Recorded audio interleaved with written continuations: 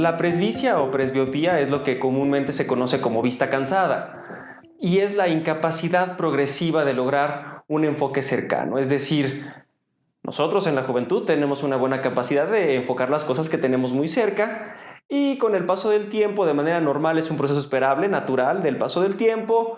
Más o menos empieza a partir de los 40 años de edad, donde se pierde esa capacidad de enfoque cercano y tenemos que empezar a alejar las cosas. Esto es una enfermedad o una alteración esperable o normal que empieza por ahí de los 40, que va aumentando y que se frena o se estabiliza más o menos a los 60, 65 años de edad.